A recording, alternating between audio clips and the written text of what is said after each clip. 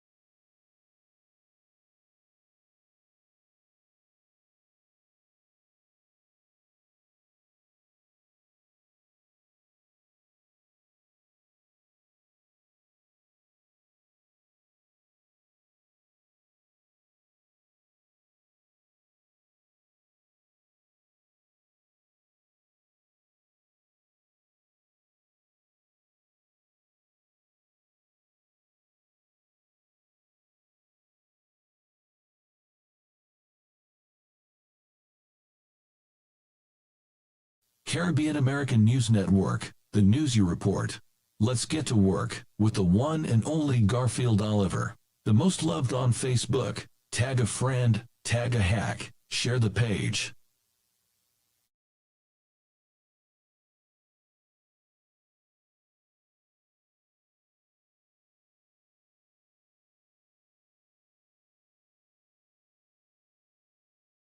Caribbean American News Media, your Tuesday night power hour.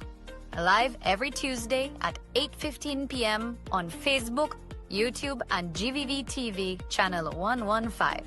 Join your host, Garfield Oliver, as he dives deep into the latest inclusion developments, regional affairs, and global issues that matter to you. From politics to the economy, community stories to international headlines, we cover it all with real talk and real insights. Stay informed, get the facts, be part of the conversation. Don't miss out. Set your reminders, share with your friends, and tune in. Caribbean American News Media, the news you report. Caribbean American community. Don't miss a moment of the action. Welcome to the Caribbean American News Media Show, your premier destination for in-depth coverage, engaging discussions, and entertaining segments showcasing the rich tapestry of Caribbean American culture. Join us as we explore a wide range of topics, from current events and community spotlights to arts, music, cuisine, and more. Our show features exclusive interviews with influencers, artists, community leaders, and everyday heroes who are making a difference in the Caribbean American community. Stay informed and inspired with our thought-provoking segments that highlight the diversity, resilience, and creativity within our community. Tune into the Caribbean American News Media Show for a captivating blend of news, entertainment, and storytelling that celebrates the Caribbean American experience. Get ready to discover new perspectives, celebrate successes, and connect with the heartbeat of the Caribbean American community. Don't miss a moment of the action. Stay tuned to Caribbean American News Media Show for an immersive viewing experience like no other. Hashtag Caribbean American News, hashtag show, hashtag cultural celebration. You are viewing Caribbean American News Media on YouTube and on Facebook. You can also find us on 360 Radio. Your host for tonight is Garfield Oliver. Let's get to work. And yes, my friends, we are at work. Greetings to all our friends over there on our various platforms. A pleasant good evening to all our Caribbean American News family. It is good to be here with you on the platform. Folks, how was your day? How was your day? Here's wishing you a beautiful rest of your evening. Thank you so much for spending your time with us every Tuesday for the past 5 years. We have been here every Tuesday night at 8 p.m. in the United States, where I am broadcasting from. It is 7:19 p.m. Again, I want to wish everyone a beautiful, beautiful evening here on our set with us. Share the live and tag a friend as you join us on the platform. Let me just make some adjustments to the set. Just bear with me. I know this is not the right thing to do, that I should be making adjustments while I am on the air, but look, my seat is too low, so I want to bring it up. Thank you. Yes, I want the folks to see me nicely and bigly, okay? So now they can. We can go ahead with the broadcast. Share it live again, tag a friend. It is Caribbean American News Media Experience. Caribbean American News Network, the news you report. Let's get to work with the one and only Garfield Oliver, the most loved on Facebook. Tag a friend, tag a hack, share the page. Yes, now that you have shared the page, let's fire off on all our cylinders. We have a number of stuff that we'll be following, especially Caricom. Caricom is in session. Started from today, all our leaders are over there in St. Kitts, and we're going to be having a discussion on Caricom. There is some developments coming out of Caricom. Kamla, Bissessar, the Prime Minister of Trinidad and Tobago, did make a big swipe at Caricom leaders, and she was fearless, boldless, and we're going to talk about our Caribbean leaders tonight, all right? Remember, if you want to get on the air, right? This is the number that will get you on the air. It is 929-586-1821. And I am going to have the lines open at any time that you would want to call. Something happened today in St. Lucia. I believe a vehicle with family members, I believe 3 of them, I stand to be corrected, lost their life. The vehicle went over a precipice and the family did not make it. Our condolences to the families. We do sympathize with you, and it is unfortunate that, nobody wants to get a call, saying to them that there has been an accident and you need to get to the scene. It is sad, and so we sympathize over here with the family of the bereaved, and we pray for your comfort in your time of distress. And I know the people of St. Lucia, they are resilient. They're going to stand together with the families in order to bring comfort to them. Our deepest and sincere condolences again on behalf of our platform to the people of St. Lucia. When one St. Lucian die, it represents pain and a difficult path for all St. Lucians. When a Vincentian gets in problems, the entire country feels that pain, and so the people are saddened by this tragic accident that took place there in St. Lucia. I do not have all the details surrounding this accident, but I know they are human beings, and we don't have to know the families. They are human beings, and we do feel that pain. All right, so condolences to the family. So let's go over to Caricom, and we have some footage which I will pull onto the set, and it pains me for me to just move on to another topic, but what can we do, friends? We got to continue with life, and we just pray for comfort on behalf of those who have passed. And that's just the truth of the matter. All right.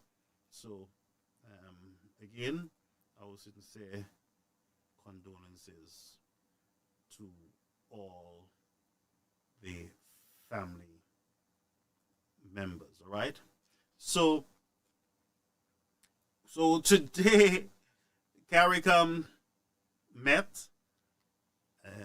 We will be having live clips, of course, of that event. Sorry, we're just trying to get our stuff together here. We are going to pay some attention. We're going to go over to St. Kitts and Nevis, and we will have some discussions on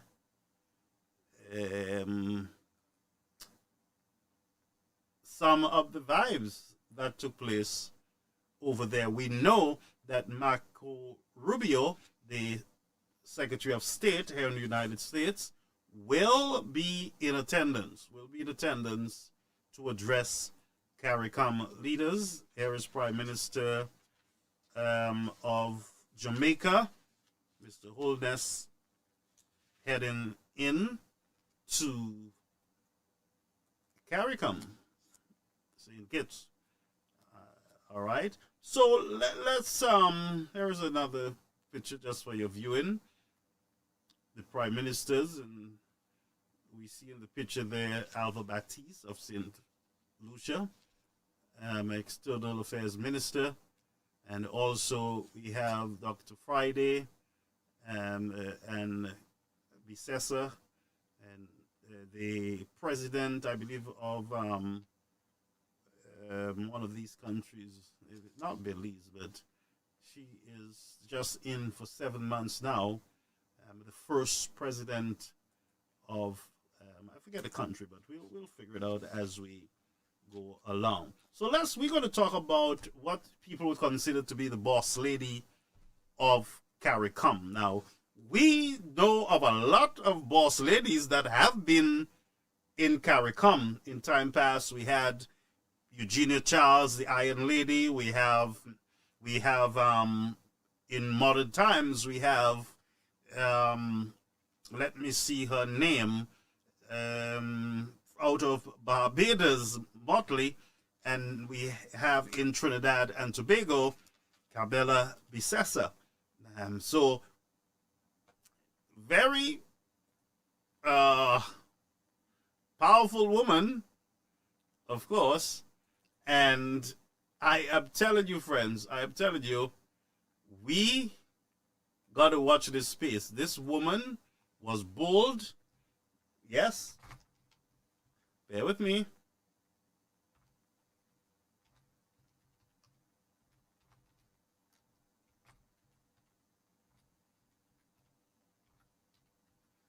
Bear with me.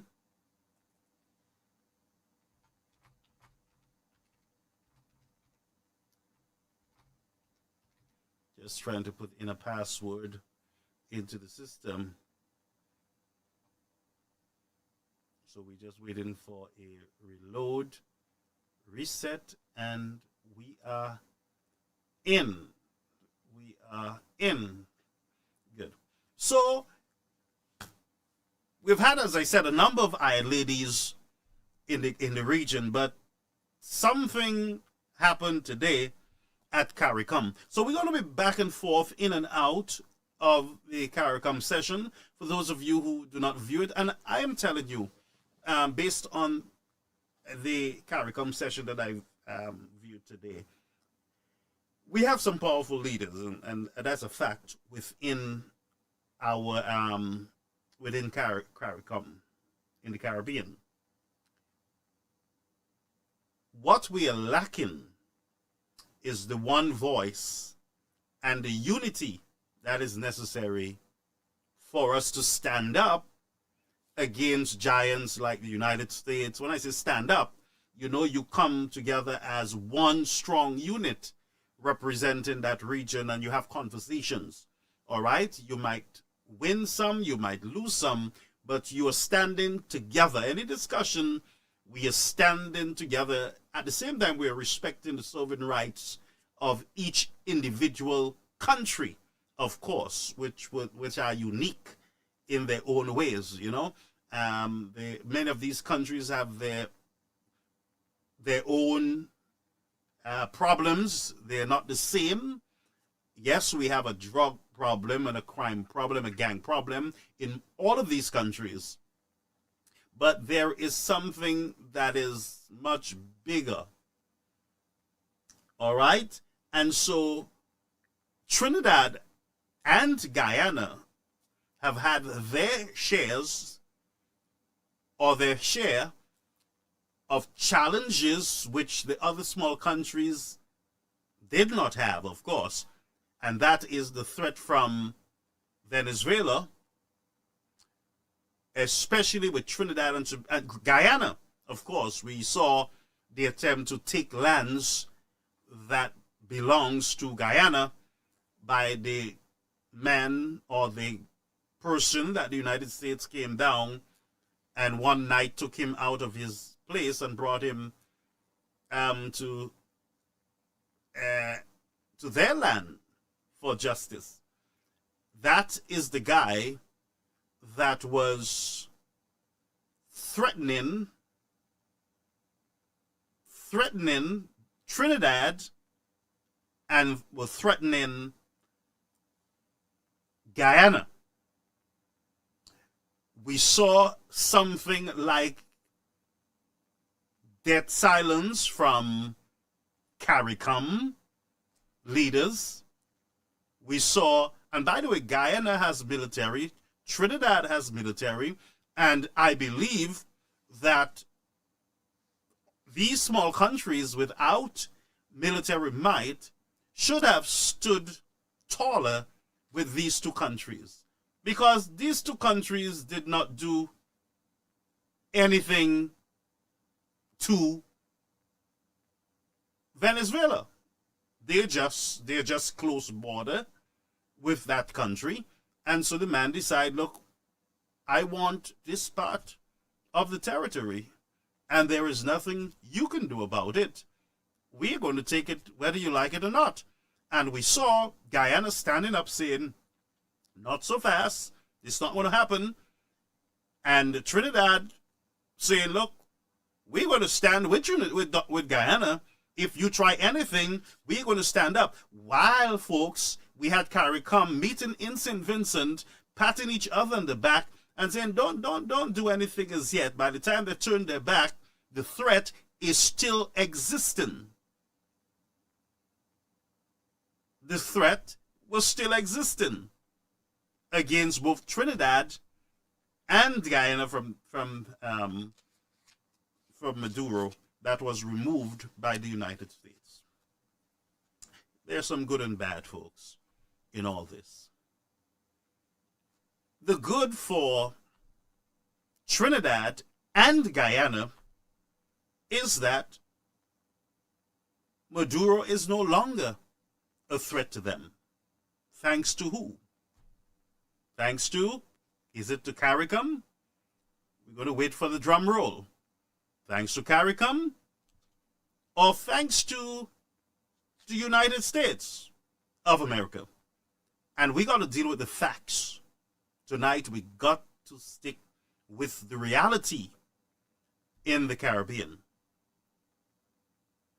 Trinidad and Guyana is saying to Caricom, thanks to the United States, that we can breathe again. Kamla in Trinidad is saying, no thank you to Caricom. You guys did not stand up for Guyana and Trinidad and Tobago. No thank you.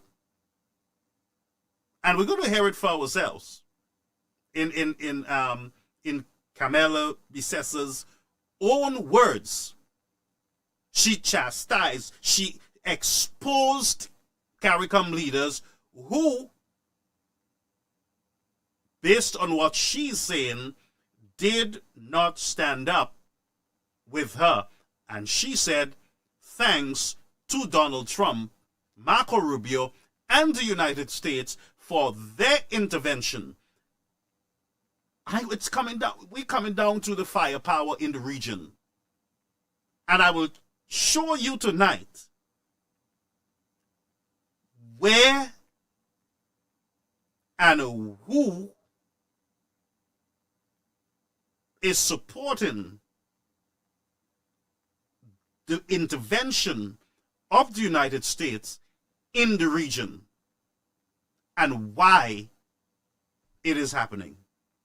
Tonight we're going to be following the facts. Nothing but the facts on the platform. And I would love, if you think that we are not getting it right, please don't criticize us. Call the show. Let's have a conversation. Because I believe now this is the moment in time for discussions from all people. This is not a moment for us to be just scratching the surface and beating up on each other. This is a moment in time for us to understand what is going on in our waters, in the different countries of the region, and also the United States of America. And I will show you the leader in the region who is standing up, and not only standing up, but standing tall. The possibility tonight is that that person might just be the physically shortest person in leadership in the Caribbean. And the possibility tonight is that I might change my tune on certain issues coming out of this Caricom meeting. Also, Kamla Bissessar. Kamla Bissessar, if I'm pronouncing the name right, was part of the Code Yellow movement. Matter of fact, it started with her success at the polls, and then it went over to St. Vincent. It did not materialize in St. Lucia or in Barbados. That's the fact. A lot of us were hoping that we would have been able to load Code Yellow in St. Lucia and also in Barbados. And that's just a fact. That's the truth. It did not happen. The Caribbean remains the Caribbean. St. Lucia remains St. Lucia. And Barbados remains Barbados. Is that true? Yes. Are some people upset? Yes. Are some people glad?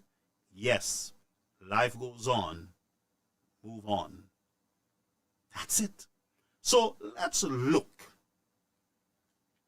at leadership in the region and who is leading the charge, why they're leading the charge, and who are they partnering with in leading the charge.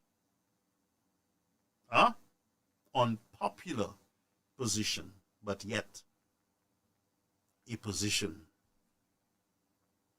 Yeah. So Bissessar not only said to Caricom, thanks to the United States, no thanks to you, Caricom leaders. She also dropped an atomic dynamite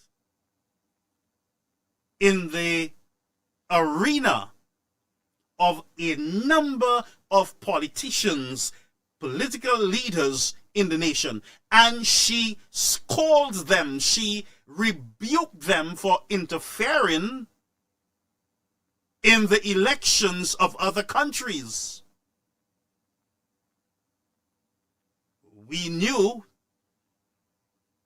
that Mayor Motley sent over her political people to St. Vincent so that she could have assist the then Prime Minister Ralph Gonsalves in staying in power, even though the people were saying, we no longer want Ralph Gonsalves to be our Prime Minister. We have had enough of him. That's it. No more Ralph Gonsalves. Now, Dr. Friday, Prime Minister of St. Vincent, is under fire in some areas. People are expecting him to quickly take care of some urgent matters that they elected him to take care of. And so we'll talk about that in a subsequent broadcast. So Mayor Motley, based on what we know, sent her guys to St. Vincent to dim the Code Yellow and to keep the mood in St. Vincent red. The people there were not having it. Her political people went back to Barbados without the victory and start making preparation for St. Lucia. Her people went over, her political people went over to St. Lucia and prevented a code yellow from loading in other words, the Mia Motley people campaigned against the United Workers' Party, the Alan Chastney UWP. Do you understand where I'm going, folks? Hold a minute. I did one. I'll do the rest, okay? Cut her on it. Sorry about that, folks. Over here, our news desk is how it is. But, so let's get back into place, and then we go over to Caricom. And we're going to have a nice, juicy conversation, of course. And feel free to join the conversation. So Mia Motley were not successful in her attempt to keep Rav Gonsalves, her comrade in the Red Brigade, in power, got beaten bad. Went over to St. Lucia, and because she is part of the Red movement, which is the labor movement, campaigned against Alan Chastney, opposition leader and political leader of the United Workers' Party, assisting the St. Lucia Labour Party, which is the code, the mood, what it is, the code is red. Was it the code? Or the mood is red. They were successful in defending their seats to the point that the United Workers' Party, called Yellow, did not load but for one. One flabo loaded, one code Yellow loaded. That was the political leader of the United Workers' Party, the Honorable Alan Chastney. And I want to congratulate him on his win, his success in defending his seat. So I'm going somewhere. Here is the possibilities. Mia Motley calls her snap elections. Half of Barbados were not permitted to vote. They were taken off the list. Well, not half, a good set. So you have 30% of Bajans going out to vote, and the 30% is voting for the mood is red. Is that true? That's just the facts. To the point that, now Alan Chastney didn't send anyone over to Barbados. They called Yellow in Barbados were on their own. Alan Chastney and his UWPs did not interfere. There were no boots on the ground in Barbados on behalf of Code Yellow. Is that true? Yes. In other words, Alan Chastney and the United Workers' Party stayed out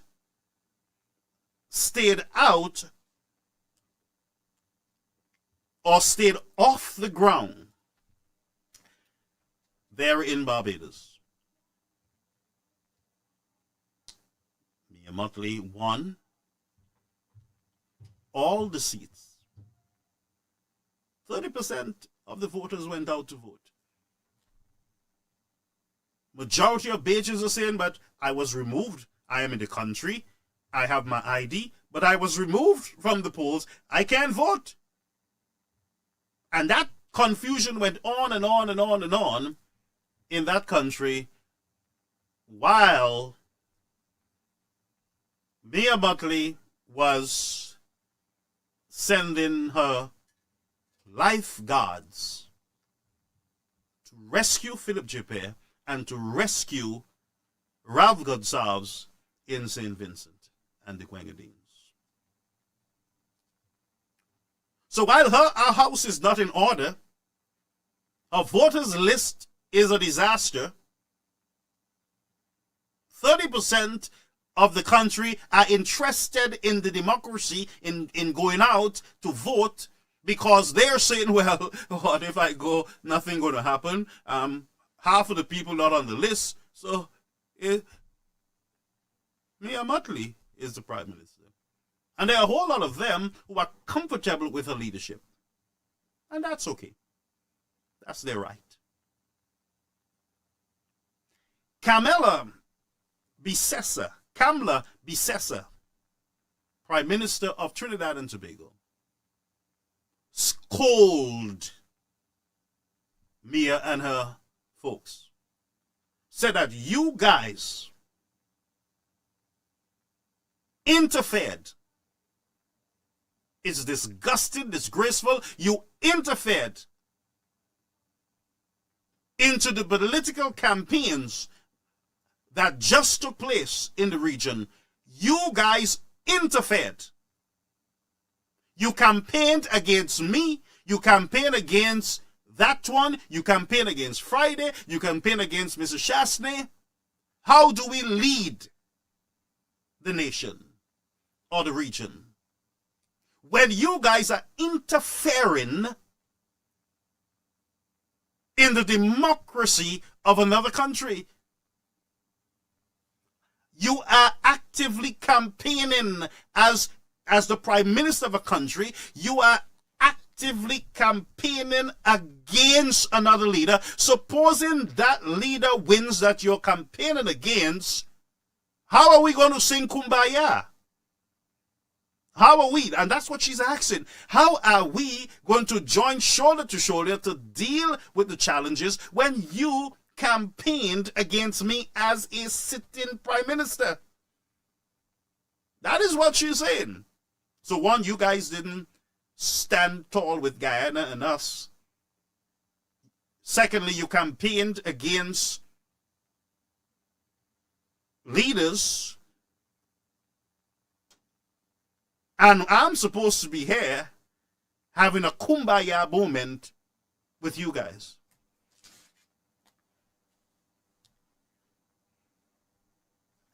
We're gonna take some live feed from Caricom, and I will tell you why we must support Caricom, and we must unite. This is the time for unity in Caricom. I am praying and asking for unity. This is a time in Caricom where all the opposition leaders should have been there. If we are talking unity, if we are talking a regional movement to stand up against the challenges in the region, why leave opposition out? That's the question. Why leave the opposition out? In any country, St. Vincent, Ralph Gonsalves should have been there as far as I'm concerned. In St. Lucia, Alan Shastney should have been there, or a representative from either party. It's in Barbados, an opposition senator, because, you know, it was a clean sweep there, but there are opposition senators who should have been represented at Caricom, because the storms that Caricom is facing now, it is much bigger than we think and can imagine. So this is not a time for, and I would say it now, folks, this is not a time for opposition parties to be, and this one is hard, opposition parties to be causing unnecessary drama. Why? This is very serious, folks. We need all hands on deck. This is serious. I'm not asking you, I'm telling you. Where Caricom is, where the region is now, the storm that is also before Caricom, I am telling you, you need all mouth and hands on deck. And the Prime Minister of St. Kitts, Mr. Jew, said it.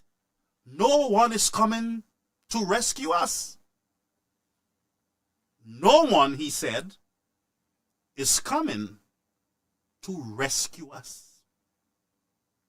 He's right. The bigger countries got to check for themselves in this storm. Canada got to brace themselves for a pipeline shut-off. Canada got to brace themselves for 15% tariffs. The other countries, the European countries, got to watch themselves too. Mexico can't help.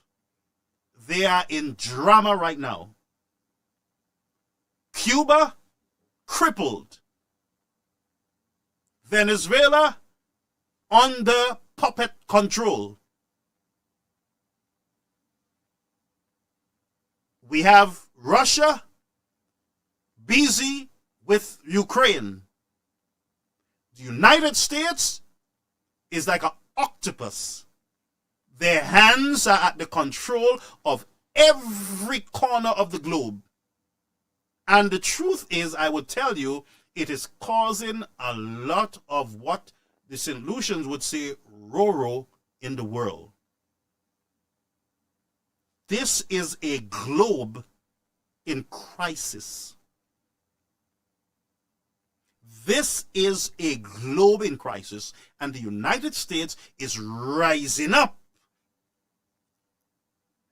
Yes, we know it was called the World Police, and it is called a superpower. But this is a biblical proportion of Daniel and Revelation proportion. I am telling you, friends, America have stretched its hands across the globe, and it is strangling a number of nations. That was predicted in both Daniel and Revelation. There is good news, though. But before we get to good news, all hell is going to break loose in the world. Whether you believe it or not, that's your problem. But I can guarantee you that if you don't understand how to see the times, discern the times, redeem the times, I am saying to you, you will get yourself caught up in a whole lot of trouble that you did not brace yourself for. I am saying to you, folks, all human beings got to brace themselves for a time of trouble in the globe that no man has ever seen since there was a nation. You hear what I'm saying? Good.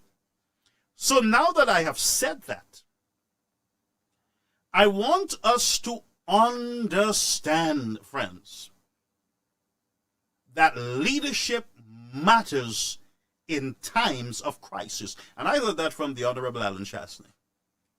And he's right. In times of crisis, leadership matters. There are decisions that one must make as a leader that will be unpopular, could be political suicide. And there is some leaders in the region who are taking those steps, and they're making some very hard remarks to other leaders who are opposing their stand for their country. And we're going to look at it.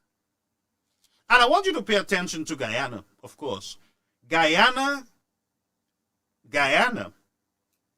can sustain themselves all by themselves. Guyana have achieved food security because Guyana have been at it throughout the years, whether it's through Bonan or whoever it is. Guyana, with all their political confusion and what appears to be corruption to the highest level, Guyana, believe it or not, have achieved food security. Guyana was once known as the food basket of the Caribbean. Guyana is the food basket of the Caribbean. Guyana can feed themselves and they can feed Caricom. That's a fact. Guyanese are ambitious. Although you have some over-ambitious Guyanese that will steal your false teeth out your head if you're not careful, and that's a fact. I love Guyana. I'm heading to Guyana in the next few weeks, in the next few months, maybe 2 or 3 months from now. I'm heading in there for a mission, for a program. But it's true. Guyanese have achieved. They understand the land. They understand the importance of the land. They understand the importance of food security. Yes. Guyana, while we are saying to Guyanese, go back to your country. We don't want you in our country. Guyana don't need to be in your country. Guyana don't need to be in St. Vincent. They don't need to be in St. Lucia. They don't need to be in Barbados. All Guyanese can go back to their country and make their country double great. Because Guyana is about to take off in the region, and Guyana will become the America of the region. Not because they have nice leadership and no corruption and no nastiness. No. If you want nastiness, you go there.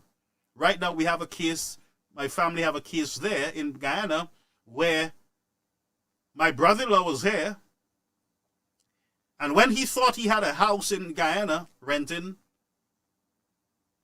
somebody who don't own the man's house sold his house, got a loan, somebody got a loan from the bank, got a JP to sign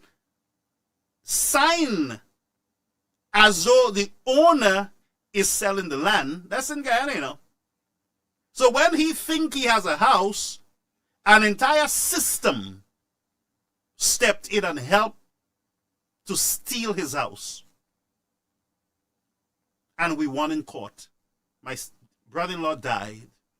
We continued to fight. I took over that case on behalf of my sister. And we won the case.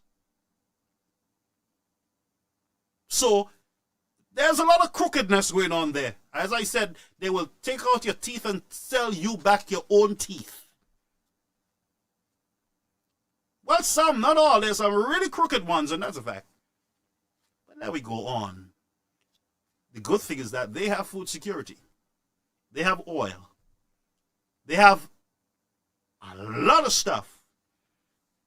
Under good management, they will be the wonder of wonders in the region. Trinidad is about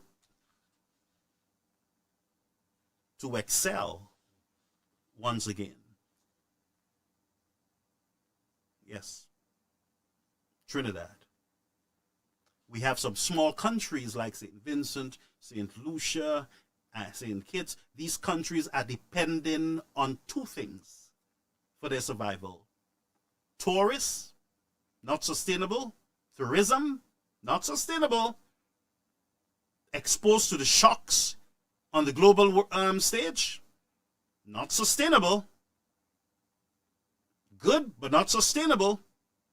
And CIB, the sales of passport, not sustainable.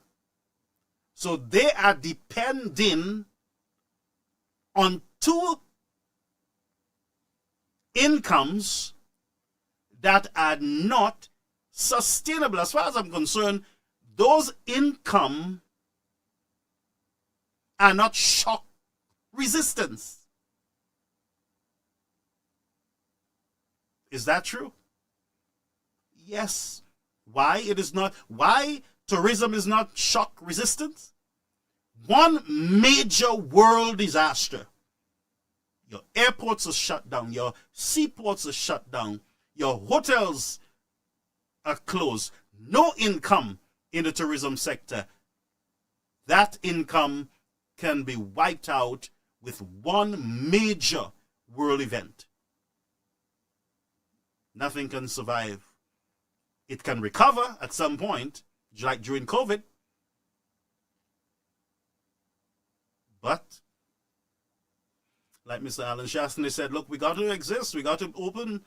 While he was saying that, they had Lucian saying, look, white people on the beach, white people, we can't go on the beach, and blah, blah, blah, blah, not realizing that that's where the money is. We just try to get some money coming in, folks, while protecting you. So if you want to go out, you go too. But know that our attempt is to protect you and to protect the finance of the nation. So we will open the ports for a few tourists to come in, so at least we can make $1. We saw that during COVID, right? The second one is the CIP. The CIP, the United States and the European nations are saying, look, this is a concern for us, and we're going to execute it. We're going to shock it. And if you guys don't do certain things or allow us to do this and to do that to you all, we will shock it. And what are you standing on? What are you going to sell? Manikou? Salt water? Or sand? And therefore, what is needed in these smaller countries is large investments in factories and in food production. These small countries need to speed up that process quickly and urgently to ensure that they have enough food in their ground, they have enough food on their trees, they have enough foods in their backyards, they have enough so that they can stand against major shocks on the global stage. So Caricom is in session, and there are major developments that are hitting the shores of the country. Major developments. Yeah? And I'll tell you one of them. There's a 15% tariff that is going to be added to all tariffs that will cause, my friends, if you thought that everything was good at your supermarkets, you just wait until Mr. Trump second sets of 15% tariffs, US dollars tariff, hit your Caribbean shores. That's a storm that is on the horizon, signed, sealed, and about to be delivered. So let's go over to Caricom. Let's go over to Caricom.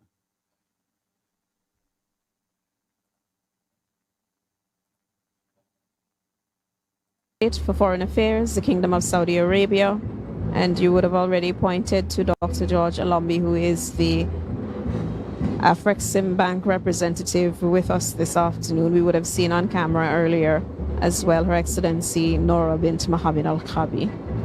She is the Minister of State responsible for Foreign Affairs for the United Arab Emirates.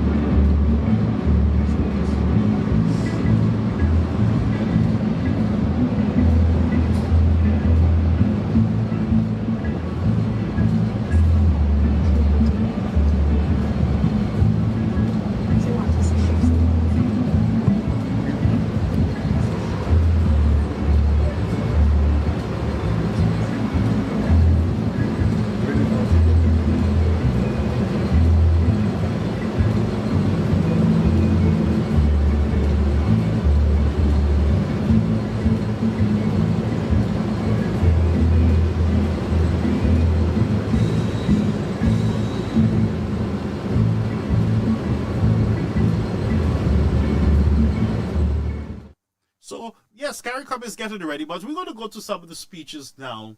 But as you know, my speech, the speech that I'm interested in, would be from no other but the Prime Minister of Trinidad and Tobago. All right? So we're going to take on some. Let's just look at the welcoming ceremony for of Caricom.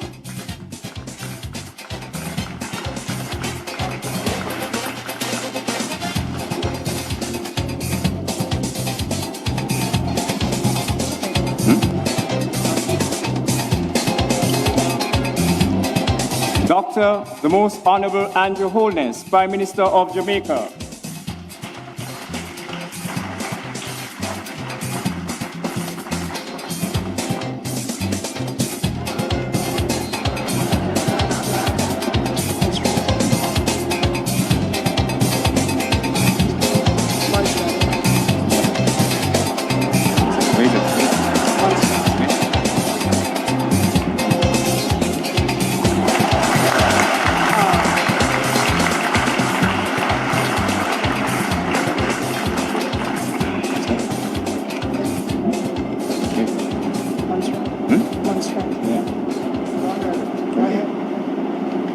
Representing Montserrat.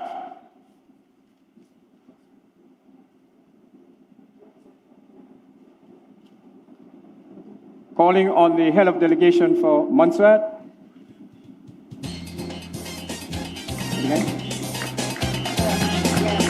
Mayor Meade.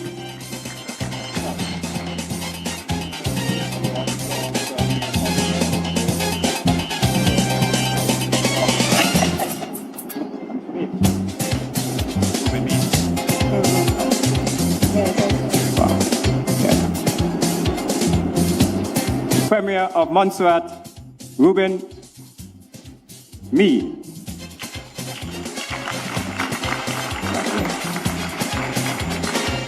And we go back to Barbados. Honorable Mayor Amor Motley, Prime Minister of Barbados.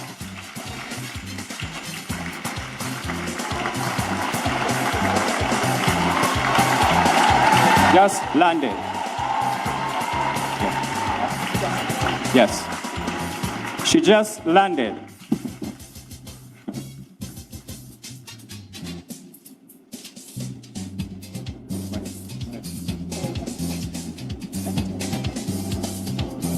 Ladies and gentlemen,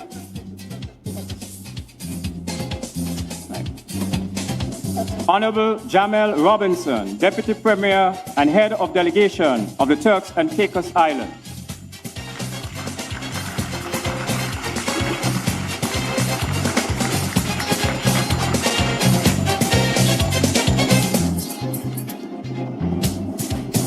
Ladies and gentlemen, Dr. Carla Barnett, Secretary General of the Caribbean Community, Caricom.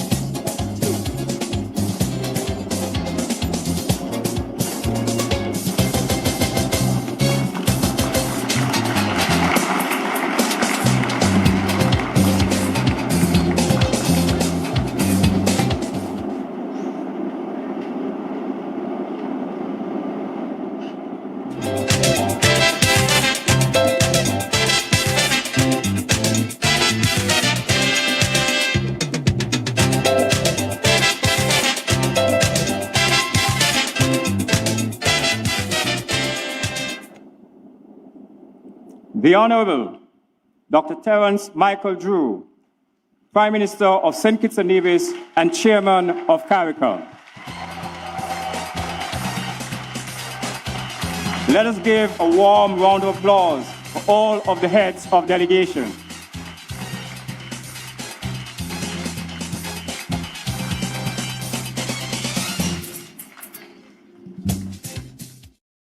For some reason, folks, I did not see Philip Japere, but I noted the presence of the Minister of External Affairs, I believe Alva Baptiste, who was on the stage in his place. So Prime Minister Philip Japet, he is not at the session, the opening session. I'm not sure if he's going to show up later on or he's there right now, but very obvious that he is not on the stage. But let's go back. I'm sure the government of St. Lucia will have issued a statement on his absence.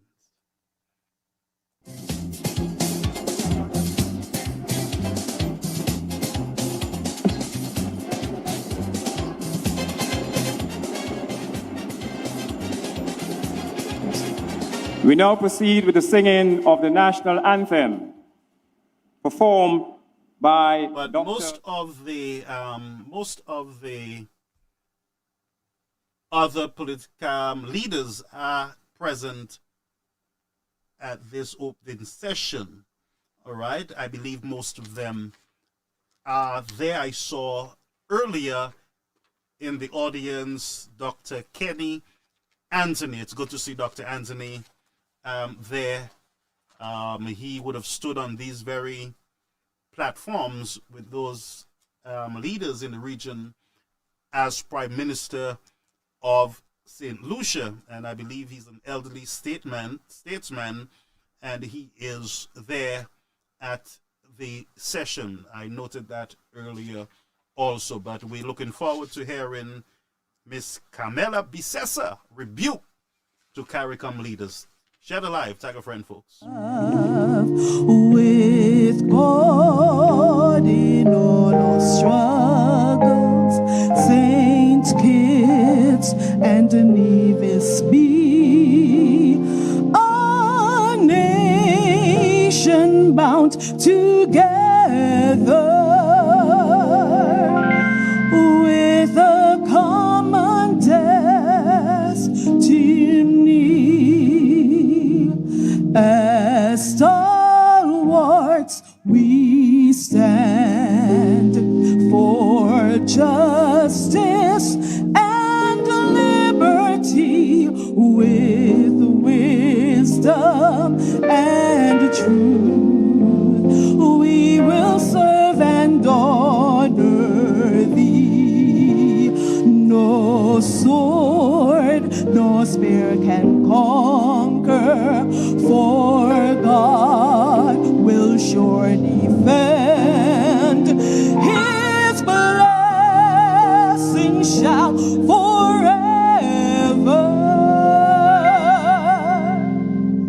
to posterity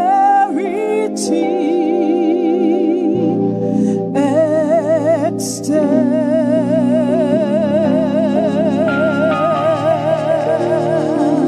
All right, so that was the theme song of St. Kitts and Nevis. The event is in St. Kitts.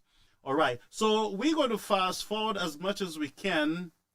We're not going to go through a lot of the preliminaries, but we're going to, I'm just going to share with you, let you take in some of the speeches. The excellent cadre of young people who serve our region as youth ambassadors. I look forward to seeing even more of our young people's creative talent as the evening progresses. Excellencies, distinguished guests, without question, 2025 was one of the most challenging years in the history of our regional integration movement. Extreme weather events, geopolitical tensions, challenges to multilateralism and the rules-based system, and economic pressures tested our region and threatened hard-won development gains. We will not ever forget Hurricane Melissa, the destructive Category 5 system, which hit Haiti, the Bahamas, Bermuda, and other countries in the region, and left death and catastrophic destruction in its wake in Jamaica. Despite the challenges of response and recovery in the aftermath of the hurricane, we were privileged to have the determination and decisive leadership of Dr. the Most Honorable Andrew Holness, Prime Minister of Jamaica, during his tenure as Caricom chair up to the end of December 2025. Prime Minister Holness, we thank you for your commitment to Caricom matters during that difficult time. Your government and people have Caricom's continued support as restoration efforts continue. In the aftermath of Hurricane Melissa, Caricom demonstrated our characteristic resilience, the strength of our collective resolve, and the value of mutual support as our institutions, such as the Caribbean Disaster Emergency Management Agency and the Caribbean Public Health Agency, responded immediately with hands and with hearts to safeguard livelihoods and address humanitarian needs. Expert teams from member states mobilized technical... All right, we'll come back after we get into the speech that I really want to hear. But I just want to say something back over to St. Lucia for a minute while we wait for the speech from Kamla, Bissessar. Now, based on the accident in St. Lucia, I think Timothy Polio said that the mood is really red in the country during that time. I want to say something here. I know there's a lot of outrage, whether manufactured, real, or fake, out there. I have been monitoring Timothy Polio for a very long time. And I do not believe Timothy Polio, and I'm going to come to his defense, I do not believe Timothy Polio hates his country. I do not believe that Timothy Polio, a well-qualified journalist in that country, who have contributed positively to the nation, I do not think that he meant bad for the family. Timothy has a soft heart. I do not believe that his intention was to disrespect the families. And I know Timothy he's big enough to, if there's need be, to say that's not what I meant, to the families, my condolences to you. But I think we should rest that. I'm not going to entertain such a discussion. So I do not want it under my post. Leave it alone. Timothy is Timothy. Timothy can speak for himself. And let's not distract ourselves from these major happenings around the world. There are times when we just have this generated fake outrage just to talk, to show that we're talking. And the things that we minor on, honestly, sometimes, and that's why we have all these problems in our region. People minor on things that, whether it's a little misunderstanding or some misspeaking or misunderstanding in the minds of listeners, then people make this big stuff that Timothy disrespecting the family. I don't think he will go out there, if I know Timothy well, and disrespect family members, He said the mood is red. There is bloodshed. Today, people lost their lives in a very tragic accident, and condolences to the families again. But let's not drive the families through this, folks. Let's just have moments of silence on this matter on behalf of the relatives, the families. Don't drag them into this whole Timothy say the mood is red and all this nonsense. Leave this alone. Let the family give the families the time to breathe, the time to just reflect on the life of their loved ones, and people do have their choice, of course, to say, well, Timothy should not have said that, blah, blah, blah. I got to look at the context. I have to look at what he really said. But based on what I'm reading under the live, it seems like, some people are taking him to task because he said that the mood is, what is it? Did he say really red or whatever red it is? Folks, I'll just say to Timothy, just take it back. Just explain what you were saying, your intentions, and let's move on. Let's not spend a lot of time on this, but let's give the family, in respect to the family, give them the space, the time, so that they don't want to have all this pulling back and forth, around the death of their loved ones. I would not want to hear it. I would not want to hear it, to tell the truth, if it was my relative. So sometimes we've got to put ourselves in other people's shoe. But Timothy, I'm sure, will make clarity on that tomorrow. Let us give it time, allow him the opportunity. But let's not go down that path at this time. Let's continue our discussion. And like I said to you earlier, it pains me that I have to move on to another discussion when we have grieving families out there. It's not easy, especially, in the way this thing happened, friends. So let's have a little heart and just let it rest for a while. Those of you who are close to the family, just be there as support.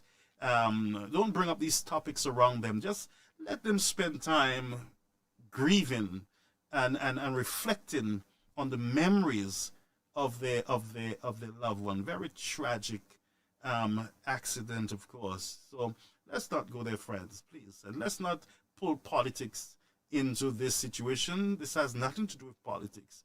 It's accidents do happen, and please, for the family's sake, let's just leave that alone. I'm calling on the SLPs, the UWPs.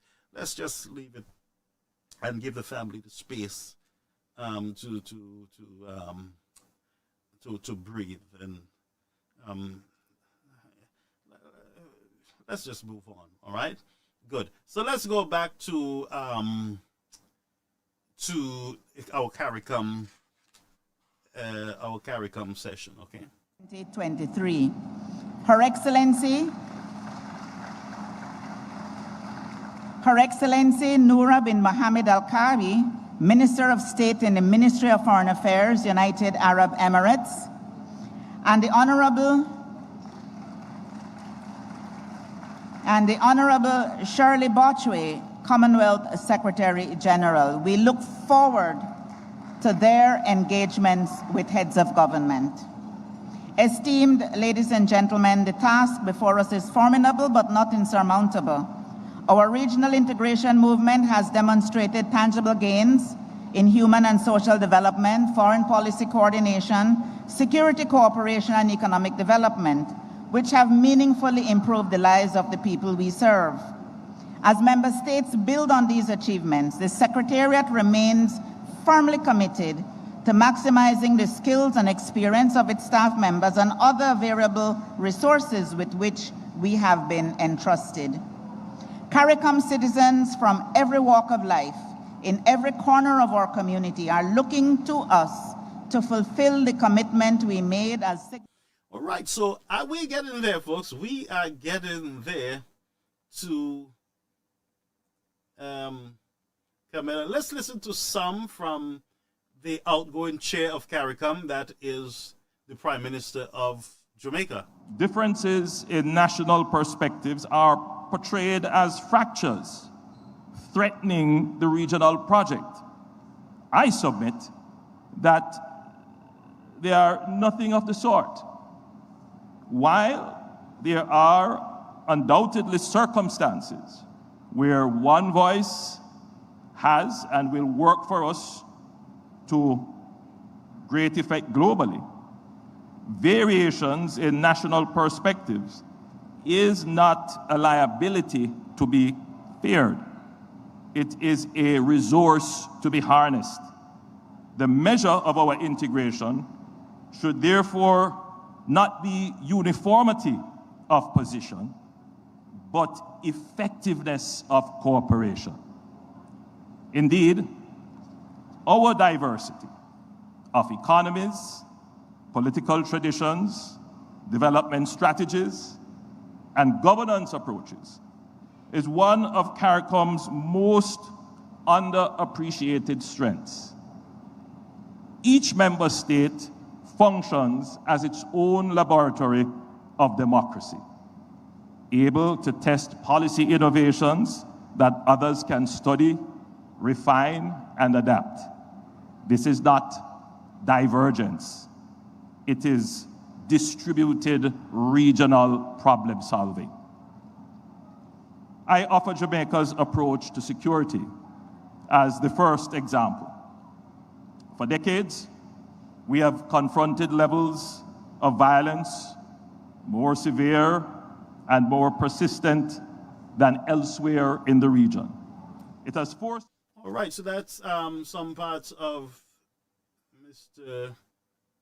Holness' presentation. It is a practical framework that allows member states to pool advantages, reduce barriers, and create a larger economic space in which our firms, workers, and innovators can compete. The strength of the CSME lies in its flexibility. It allows integration where our interests converge, while giving each country the room to sequence reforms at its own pace. Our task is to make the single market work better by improving connectivity, aligning standards where it matters, easing the movement of skills, and building compatible digital and logistics infrastructure so that scale... So he's speaking about the One Caribbean. The Caribbean harnessing the skills and resources, pulling it together in a pool so that we can have a stronger and a bigger Caribbean. All right? But let's go to Prime Minister of St. Vincent and the Grenadines, that is Dr. Friday. Fellow Caricom heads, invited and distinguished guests, friends, greetings from the wonderful people of St. Vincent and the Grenadines.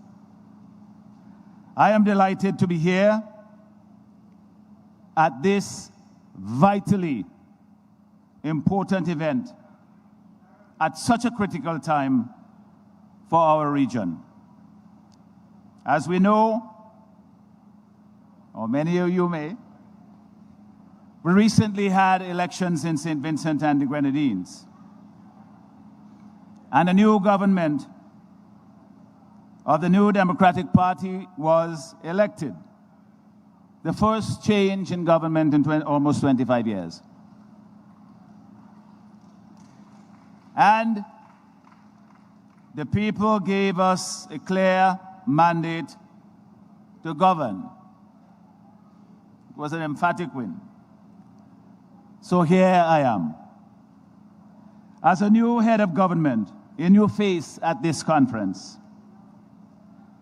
I may have much to learn about how things are done in this body and across the organs of Caricom, and about how perennial issues have been addressed over the years and where they stand now. But I hope, being new on the stage, I am unfettered by the trials and the frustrations of the past, and might bring some small insight or added motivation that might help us to move forward. It seems to me that any serious consideration of the subject of regional integration and Caricom's place in it begins with the familiar lament about the agonizingly slow pace of forward movement and the elusiveness of unity and collective action, especially in international affairs. Over the years, we have come to near breaking points. Words have been exchanged amongst leaders. Meetings have failed or even failed to take place because of an inability to agree on critical matters or a lack of will. And for that, we have been mocked at times as being more Caricom than Caricom. Yet, here we are. Caricom survives. And the spirit of regional integration persists. And that is the Prime Minister of St. Vincent and the Grenadines, Dr. Goodwin Friday, very new to the Caricom summit, of course, because you do not see opposition leaders, like I said, attending these sessions. And Dr. Friday is acknowledging the failures or the non-actions in Caricom in the past, and he's saying, in other words, I am here and I can add my 2 cents to help us move forward. I'm happy, I'm willing to add my 2 cents in getting Caricom moving again. And we know we had Ralph Gonsalves hitting out at some Caricom leaders at some point, whether it's Antigua or I think there was, Antigua, whether he's, challenging him or St. Kitts or whatever it is. But we had that type of back and forth among the Caribbean leaders. And some people thought that, look, Caricom is not moving fast enough. They're not doing what they needs to do. Caricom has been in existence for a very long time, and we're still trying to get stuff going. Even in the midst of a storm, we are trying to put a ship together. And that is what is really happening here. We have Marco Rubio that will be coming in to have major discussions with Caribbean leaders concerning the way forward when it comes to security, national security, regional security, CIP, the visa situation, a whole lot of stuff, the drug trade, and a whole lot of discussions are going to be had. And we heard Prime Minister of St. Lucia, Mr. Philip J. hinting at us that there is an ongoing discussions with undocumented Caribbean people in the United States. And he's saying, we heard Philip J. saying, look, do not overstay. Come back to your country. That is part, I believe, of ongoing discussions with the State Department of the United States and Caribbean leaders to encourage their citizens, do not become a burden to the state. Go back. You are welcome to come as visitors, but go back to your country when that time is right. And that's discussions we believe that Marco Rubio is going to have based on the Trump agenda for the United States. But let's go back over to Dr. Friday. Where we thought we could safely rely on familiar roads of the road, we must now tread cautiously and maneuver as best we can to advance our individual and collective interests.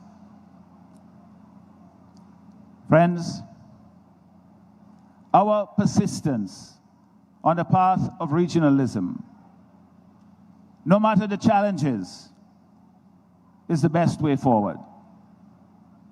Let us strengthen our resolve about that.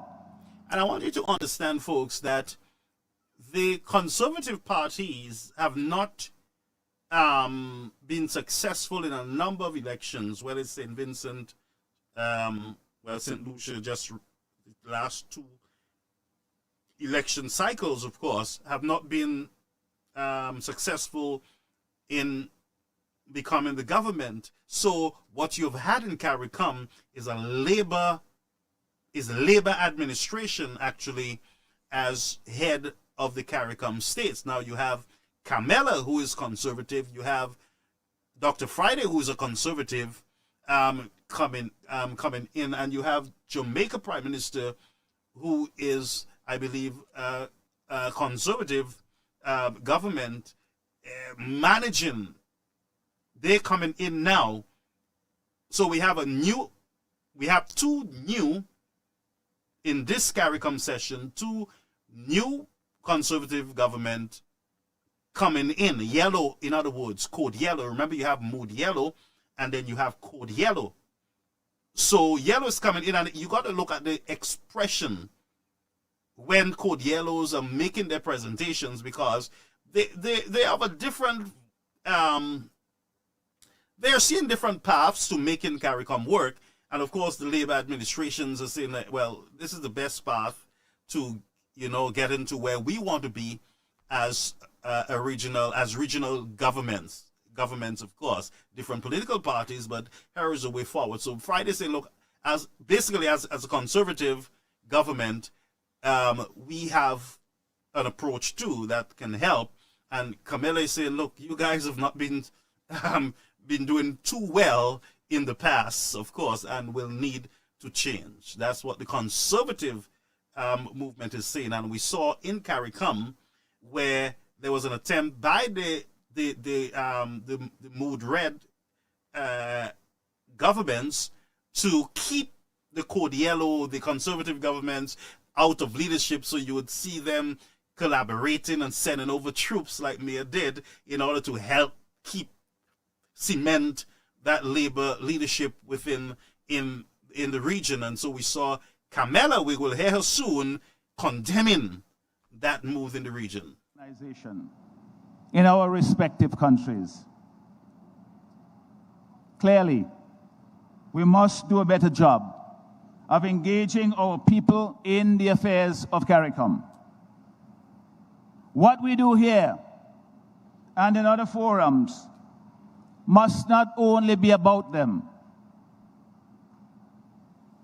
it must also be with them. For that is where our strength truly lies, in the people. Sometimes we question our purpose.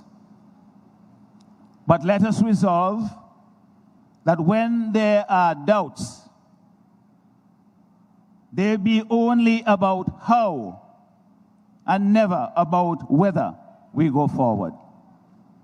And by the way, Dr. Friday is a strong leader, and we will see that as he get his foot in. There's a number of stuff he needs to do in St. Vincent and the Grenadines to undo some of the stuff that Ralph did. And so the people are watching Dr. Friday. He's under pressure also in St. Vincent. But let's try to get to Kamla. I believe let's try to bring her up, and then we can always go back to some of the other leaders. But we will, and I want you to look at the facial expression of some of the Caribbean leaders as our mighty leader in Kamla take the stage, and she's going to be coming right now. I think we got her. Here goes Kamla. Thank you all very much. Kamla, sorry. I don't like it. This Kamla. There was a time, as we welcome today another female leader, President of Suriname, congratulations. There was a time when it was just two of us. First it was me, and then it was Mia. And then it was Mia, and it was me again.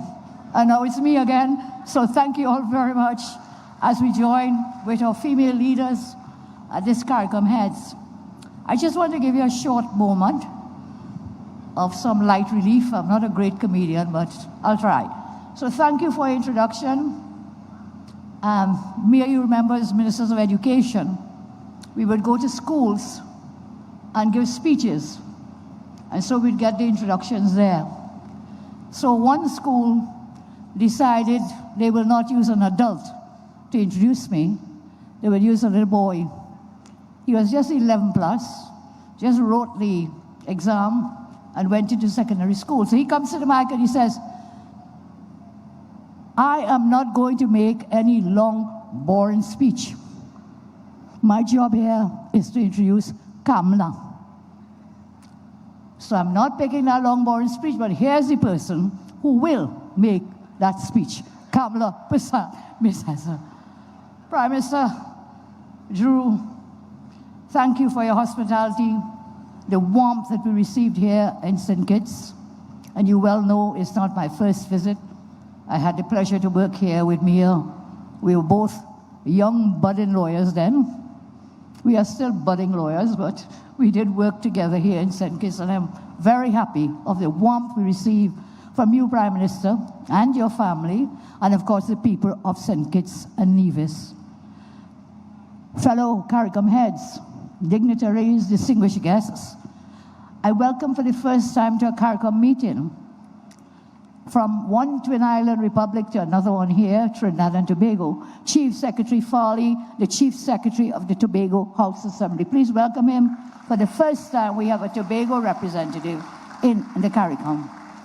So distinguished members all here, and of course, all the visitors who've joined us from the UAE. Please welcome Minister Kabi. She's here with her minister. Can we welcome her to St. Kitts? And today, I have to say some things that may be good and kind, but I have to also face the reality of what is happening in my own country, in Trinidad and Tobago. And so I welcome the words of Prime Minister Holness when he spoke of the balanced way that he looked at the Caricom. We all have different pathways to walk, but our destination, our goal, our aim is the same. It's for a better quality of life for the people in our country and for the whole of the region. So, Prime Minister Holness, we thank you. We were very happy with your words, the balanced approach that you took. And of course, we really admired the resilience of the Jamaican people when you weathered that horrible, devastating storm in Jamaica. We all took notice, and we're really admiring what you've transitioned then and what you're still doing now. So Trinidad and Tobago, today we reaffirm our commitment to remain a vested partner in the work of Caricom. But I also like to take an opportunity for a short time to speak openly and constructively for the benefit of all the citizens of Trinidad and Tobago. To date, it remains very unsettling to me that in October 2022, the then sitting TNT government coordinated the kidnapping of a Trinidad citizen from another Caricom state. He was visiting another Caricom state, and he was kidnapped. Our Supreme Court has ruled that he was kidnapped. He was placed in handcuffs, transported to the airport, and then back to Trinidad. I think an RSS plane was used to transport him. He was kidnapped. And then I was opposition leader. I wrote to the Caricom Secretariat, that's 2022. 2022. I wrote to the Secretariat of the Caricom asking, what happened? How could you have facilitated kidnapping of a TNT citizen? Please let us know what was happening and how it happened. To date, that was 2022, I have not had a response from the Secretariat. So I say to Caricom, that response, non-response, it may be the result of poor management, lax accountability, or most concerning, that one ceases to be recognized by the Secretariat as a member citizen of Caricom when not in government. And so I want to reaffirm that the Caricom should be the voice for all, not just for the governing parties, not just for those in the Caribbean who form government parties. And so I'd ask you, we have to chart a way forward. Yes, we won our elections. Yes, we are the majority parties, all of us here, all the heads. But we were all in opposition once, and we may all be in opposition again. But we must work together for all of our nations, all our citizens, whether they belong to the governing party or whether they belong to the opposing parties. So that, I say, still concerns me. How one of my citizens was kidnapped in another Caricom state, and when I inquired, the Secretariat could not give me an answer up to today. That should never happen. Caricom as an organization should not be misused by anyone to benefit or protect political parties and friends affiliated with the incumbent government. Caricom governments and their political parties who actively involve themselves in the domestic and political affairs of member states to assist sister or brother parties cannot then expect that when we come together that we must hug up each other. When in the last election gone, you sent your missives, you sent your people from your party to openly campaign against another political party. I'm sorry I have to share this, but it hurt me a lot when I saw what transpired within the last set of elections in the Caricom. So Caricom governments, if we are to hug up each other and cooperate, it cannot be that last week you sent your person down to St. Vincent or to Jamaica or to wherever, or to Guyana. You sent your political persons not technocrats. You sent them down to campaign. I don't think that is right, because today I will have to face you. We are not red and we are not yellow, we are not blue, we are not green. We are all Caricom persons, and we must give that respect to every single one. And no leader here sitting would want another Caricom head of state to send people to campaign in your domain. That should never happen. So that has led to what I say, unneeded factional divisions and private conflicts between regional leaders and political parties. And of course, it hinders the progress of the Caricom. As we move forward, I congratulate the other speakers before me, and I'm in tune with what you're saying. So I will keep mine down a bit, because we had a great discourse from Prime Minister Holness as former chair. And I want to say, Trinidad and Tobago, like you, sir, we respect the sovereign right of Caricom members with respect to your choice for national security for your nation and respect to your choice for foreign policy. We respect that sovereignty, and we expect no less from others. We took very careful note of what happened in the Caricom in 2025, when my government chose to lend support then to the Nicolas Maduro regime. And despite repeated threats against two fellow Caricom members from Venezuela, most of the Caricom stood against the two. Only two were threatened. One was Guyana, still under threat. I openly said that if they touch Guyana, Trinidad and Tobago will be there with you and stand with you. And the other was Trinidad and Tobago. We are threatened, and we are still threatened by Venezuela. I'll say a little more about that in a moment. So how could the Caricom be a zone of peace when a narco-dictator who imprisoned and killed thousands of civilians and opposition members, you will see recently over 300 persons from the opposition in Venezuela have been released. They were in prison because of politics. So how can it be, when that regime was threatening violence to two Caricom member states, there was no voice from the Caricom? We were talking about a zone of peace. And in my respectful view, my country is not a zone of peace, and I'll tell you why. Because of the unreliability of the Caricom in the above situation, TNT Guyana, we cannot bind ourselves to the same political ideologies, the same foreign issues, and the same security policies of the entire Caricom. That's why I welcome Prime Minister Holness' words, that we have each our own pathway to walk, depending on what is happening in our country. And so, my friends, I say, going forward, we will work with the Caricom. We were invested in the Caricom. We've been there from day one, and we want to be there after the end and the beginning and in the end. We want to be there with the Caricom. It's very vital. I'm a Caricom child, I lived in Jamaica, as you know, Prime Minister. I studied in Jamaica 14 years. I studied there. I lectured at the university in Jamaica. I lived in Barbados. My child was born in Barbados. My son is Bajan. Recently, he was trying to apply to UE to get into UA law school. And when he took his Bajan passport, they said, no. You have to come and bring a TT ID card. Sounds like a joking matter, but a serious matter. May you know that. My son is born in Barbados, and of course Trinidad. So I've had that experience of living and working Jamaica, Barbados, and of course my own country, Trinidad and Tobago. So we will want to have our own foreign issues, policies, defend our sovereignty as we see best. And so I come to the elephant that might be in the room. I come to the USA and the cooperation that we had with the USA. Thanks to President Trump, thanks to Secretary Rubio and the US military, I say thank you today for standing firm against narco trafficking, human and arms smuggling originating from Venezuela. That is what we were facing in Trinidad and Tobago.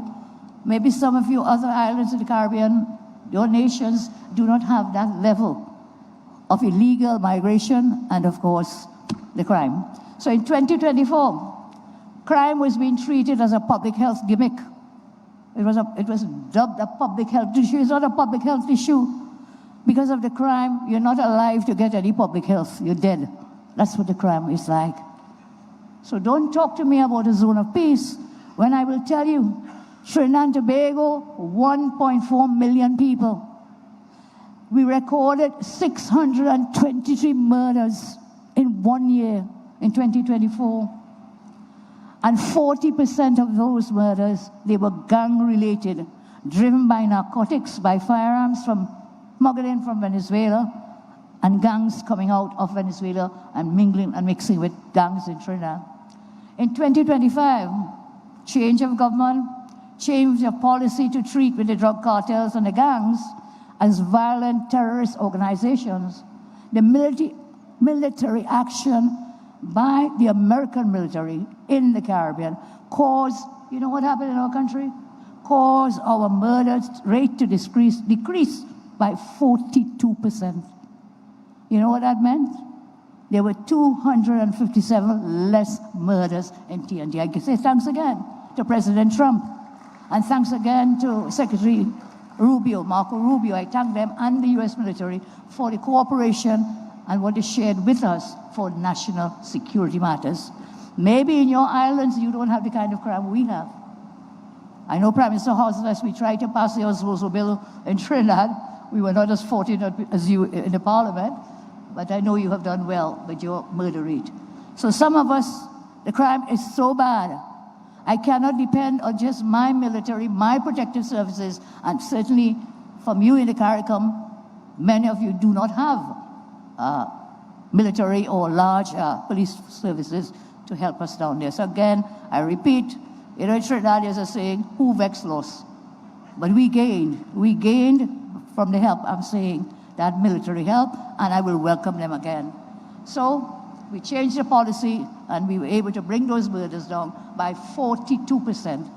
As I said, that's 257 less people who would have been dead had we not taken that course of action. So let me finally take this opportunity to sympathize with the government and people of Mexico, as Prime Minister Holness mentioned, with regards to the cartel-fueled mass violence happening there. That could have been Trinidad and Tobago if we did not take the action we did. To partner with the U.S. is not to undermine the Caribbean region, but to defend it. TNT will continue to cooperate with the U.S. in the best interests of our citizens to drive destabilizing and destructive forces out of our country, out of our region, and out of our hemisphere. On the issue of full and free movement, I'll go quickly here, just a few points. I know we are all committed to full and free movement.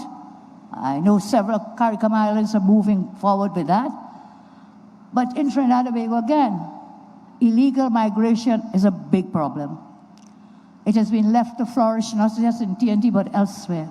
Currently, Trinbagonian taxpayers, we pay the bills for the tens of thousands of illegal migrants who have come into our country.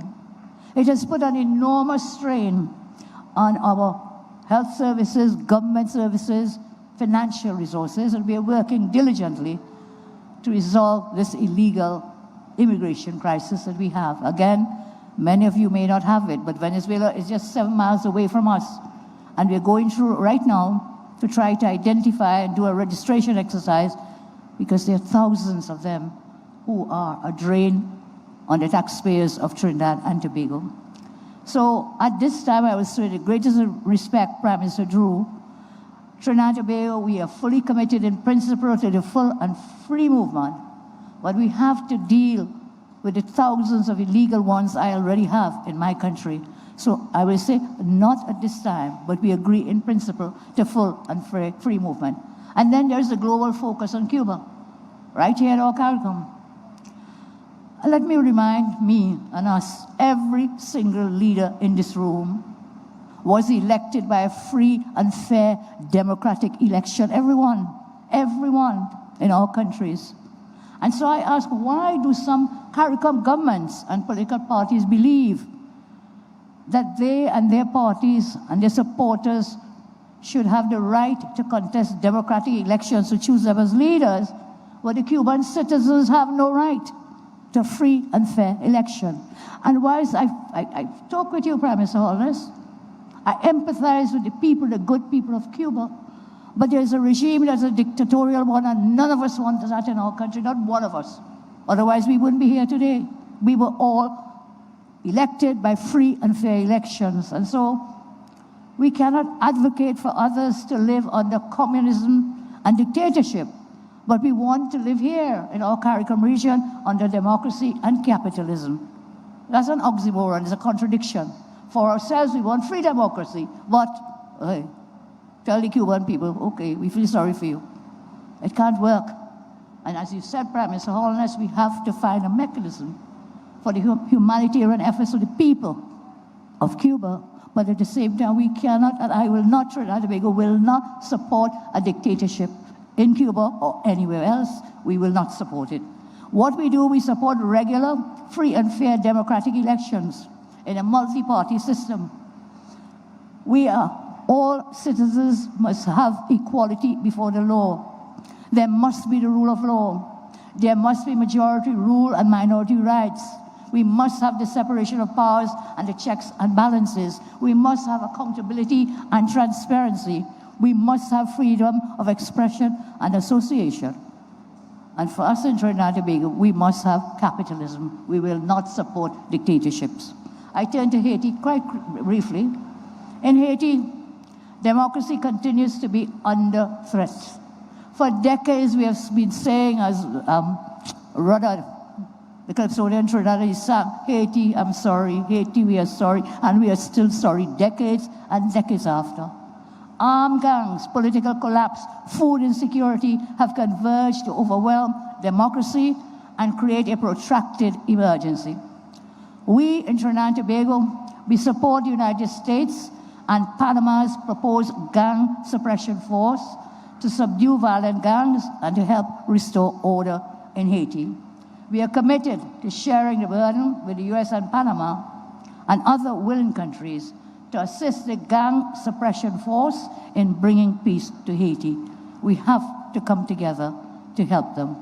In conclusion, I say, I began by reaffirming Trinidad and Tobago's commitment to Caricom.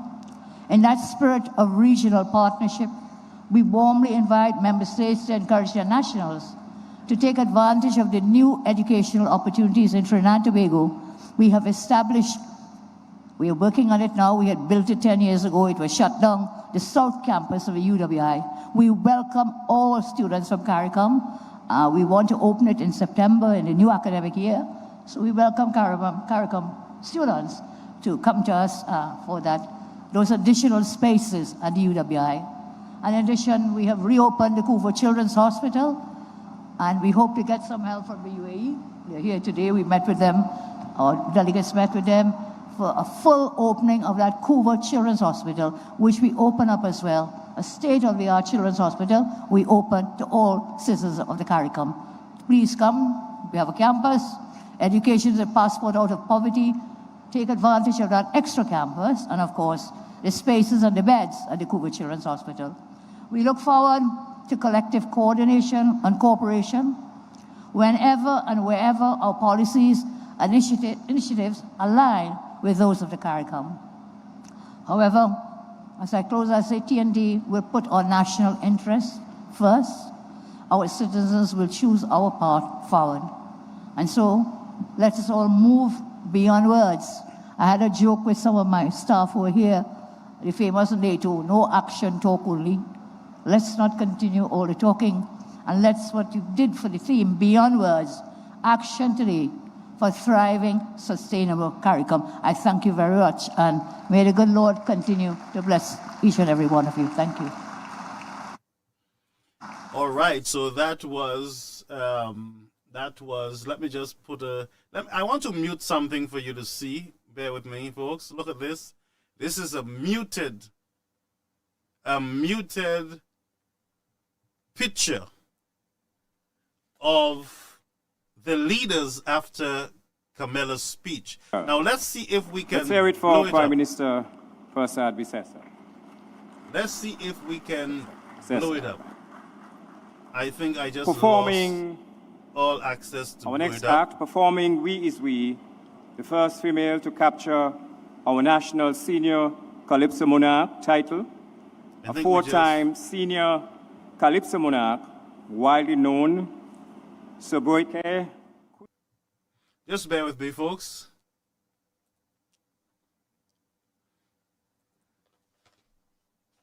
I pulled it off from online, so I couldn't get to mute it. But Caricom leaders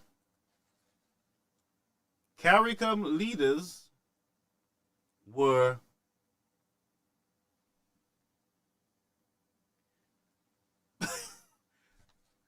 Mia Muttley was not clapping. She was not happy. It's clear. A number of the other leaders were just not having it. Why? Because the Prime Minister of Trinidad and Tobago, Kamla Bissessar, she just went swinging at many of what she considered to be the issues in the region. And she defended Trinidad and Tobago. Now, here is something that I put together. All the military activities that you are seeing in the region is now confirmed to be a collaboration between the United States of America and Trinidad and Tobago. Can we agree with that now? Can we settle this now? So, Kamla said, look, we have a lot of illegals in our countries. We've been threatened by Venezuela. Our waters are not safe. Drugs are coming in. We are losing our people. Hey, America, I am with you. Let's get this rolling.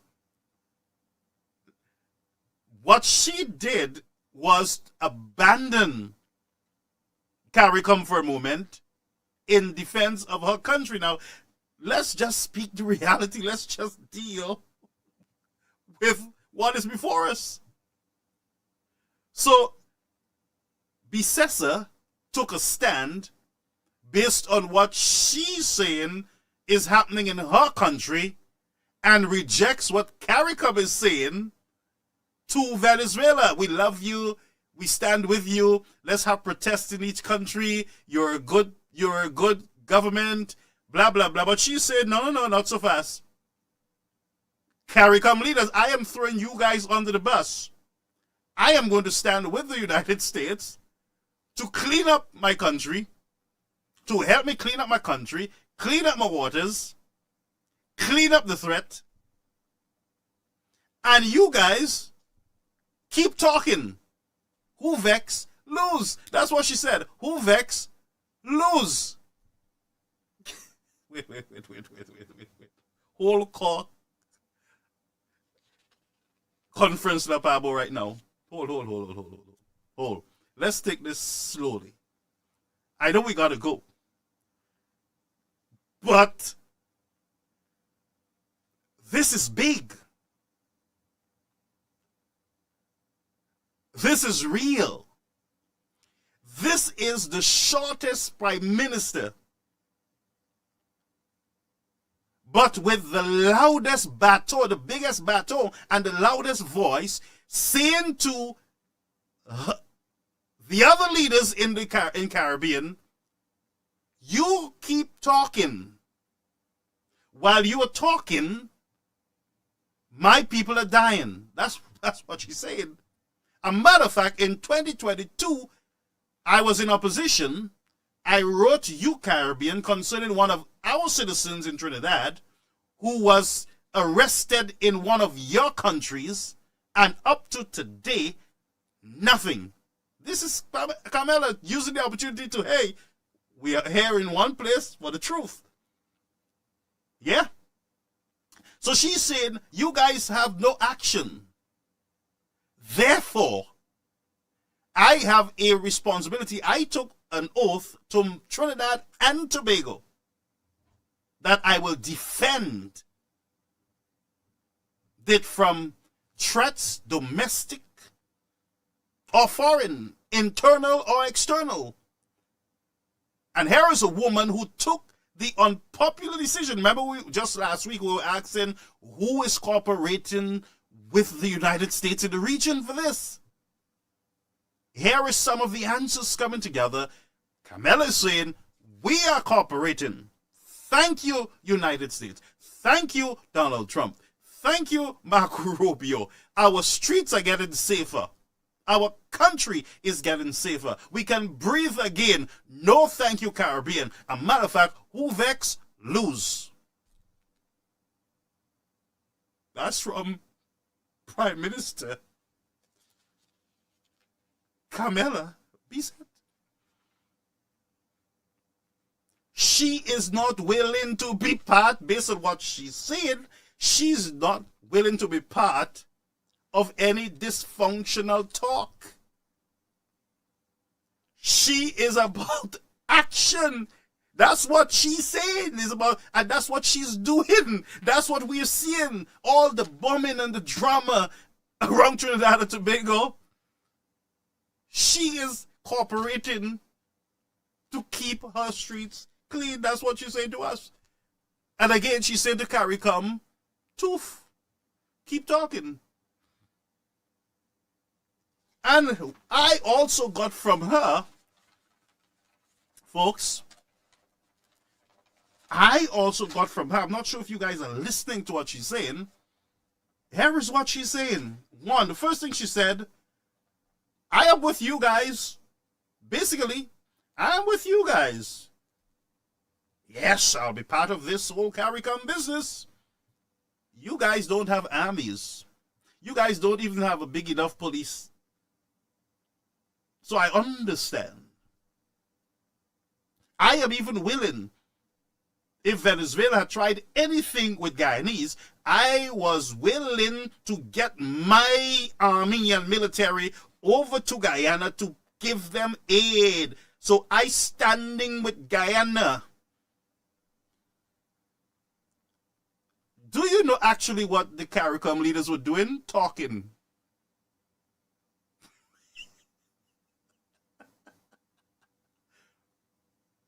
They were busy talking while she's saying, I'm not only talking, you know, if anything, while you guys are in St. Vincent talking to this guy, Maduro, and have the Guyanese president patting on the back and all this story, while you guys are doing all that, you know, my army is ready to go over there and to deal with Venezuela if they try anything with our friends in Guyana, you know. Yes, that's what is happening there. While they're having cocktails and they're having their tea, she's standing there saying, watching you. You guys can drink all what you want. You can have all your meetings. You can do all your talk. We watching. And we stand by. We're ready. Folks, I don't know what you guys are hearing, but this is real. This is the leader there in Trinidad and Tobago who is saying, with her little smile, she said, yeah, go ahead, don't play with me. Not only I'm coming for you, guess what? I have friends in high places. I have the U.S. On my side, so don't try nothing. And she did have the U.S. on her side because they took out the guy who was threatening her and Trinidad and Guyana. And now fire's coming down in the sky. And that's why we say to fishermen, be careful. Be careful. And like Gregory said, if you're going out there to fish for fish and go back to your yard. But if it's drugs you're going for, there is fire in the sky. And she's saying that we are cooperating to get them drugs off our streets, and we are seeing them off our streets. So therefore, if you are fishing fish for fish, according to Gregory, and I quote, fish for fish. But if you're fishing for drugs, crapo, and fire from the sky, and fish and sharks will eat your remains. So go fish for your sprat and head back home quickly. Anything else, fire in the sky is raining down. Here is a woman who is speaking like an iron woman. Huh? In front of leaders. Telling them, don't play, I'm not playing. I love you, but I ain't playing. So she said to them, yes, I agree with the free movement. I support the free movement. And then she said, look, not now. Ain't no free movement now until we clean up our country. We have a lot of illegals that is a burden on our taxpayers. And we're not going to bring any more in at this time. Not now. We totally agree. We agree about the free movement. Beautiful. But not now. Not today. We got to clean up first. Yeah? This is the Prime Minister. And here is something else I got from her. She said, we will not support dictators. Not in Cuba, not in Venezuela, not in any country in our region. I will not. Do you know what the Caribbean leaders were doing? Patting dictators on the backs. Do you understand what is happening here, my people of the region? Trinidad Prime Minister is saying, we will not support dictators. Why? Because we would not want ourselves to be under dictatorship. Not in St. Lucia, not in St. Vincent, not in Trinidad, not in Barbados, not in Antigua, not in Barbados. You wouldn't want it there. But you want it for the people of Cuba. And you want it for the people of Venezuela. And so you take pictures with these leaders and you pat them on the back and you tell them they're good boys while there are political prisoners being released after the United States went in and removed the leader. All of a sudden, political prisoners are being released and you are patting these leaders on the back and telling them, good boy, we love you. We have long-term agreement and relationship with you. We love you, and your country is sovereign, and you can do what you want in your country. But she said, no, Trinidad and Tobago will not support it. Whoa. Thirdly, she said we must have freedom of expression, freedom of choice, freedom of conscience in our region. No one should be afraid of the government. No one should be afraid to speak their minds in the nation.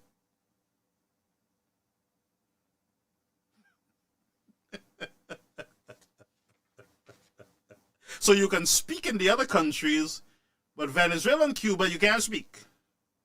And we pat everybody on the back saying, good job, it's nice. See? She said, no way, you're a bunch of hypocrites. You don't want it for yourself, but you want it for them. Ain't it? Huh?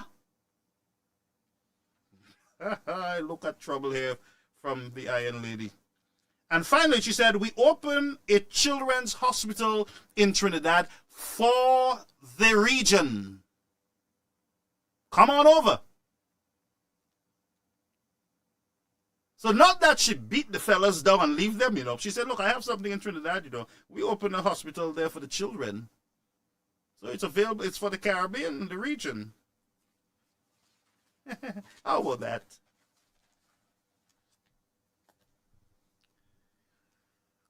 Whoa. So now for me, I now got to reassess, reevaluate, look at the region closer, understand the waters, what is happening there. Now that we know the cooperation is not between Philip J.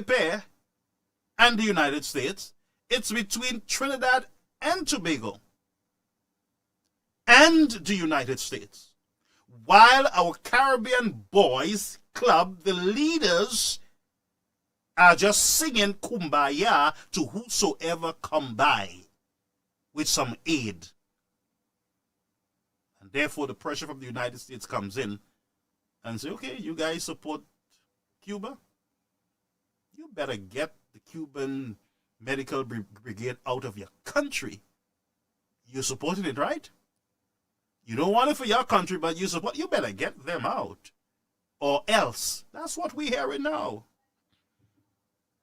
So the conversation, the discussion is all coming together. All coming together.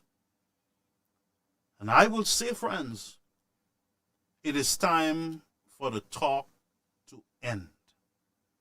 It is time for there to be national movement in Caricom, where we have talked enough. We got to understand who are our friends and who are not our friends. Yeah? My only concern with these airstrikes in the region is due process. If the United States, Trinidad and Tobago, and the other leaders who are supporting these strikes, if they can confirm that they are due process, then let's go. But we must advocate, and we cannot be hypocrites. We must advocate for due diligence and for due process.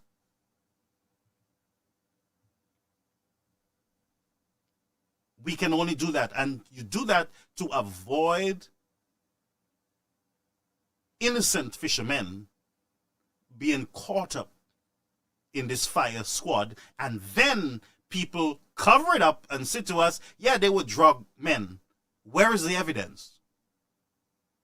How do you know? How do we know that is not our little boys from Dennery or from Kingstown or Bridgetown who just happened to slip over there for some fish and they got bombed? Well, someone said, well, there's intelligence. But intelligence sometimes have casualty of wars. Innocent people get caught up too, of course. Therefore, due process and clarity is important while this is going on. But for Trinidad, they're saying our streets are getting safer. Yeah, that's what she said. Our streets are getting safer. So let's watch the space and watch these developments, folks. So I'm going to read your comments, and then we're going to call it a night, folks. Wow. But you could always review this broadcast, and I want you to look at follow the speech, Kamla's speech. All right? So let's read. Paul says, Pearl says, no, Pastor, the other leaders are involved silently. Well, that's speculation. There's only one who came forward and said, I am cooperating. So we can now say she's cooperating because she said she's cooperating.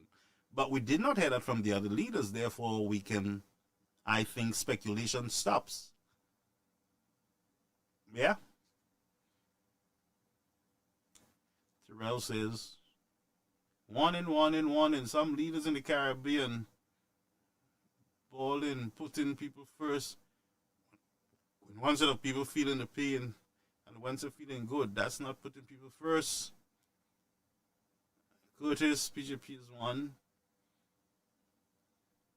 And Peter says, Blue Brain, this is your friend, sweetie. I'm watching you.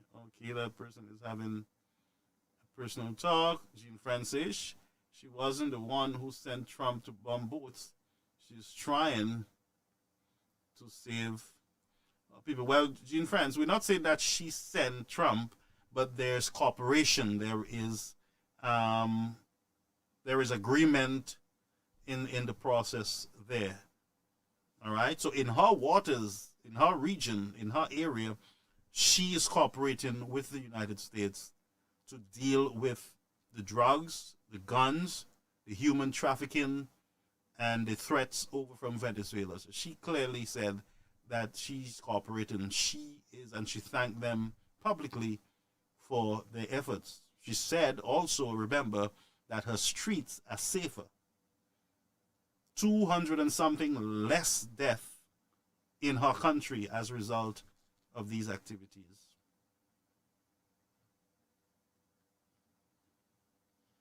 So I will take some time later tonight and read your statements, but that was a lot, I'm telling you. So I have to go and review.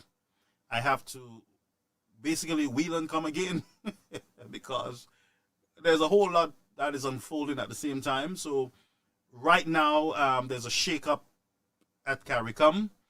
We have new prime ministers coming in, and let's see what's going to happen.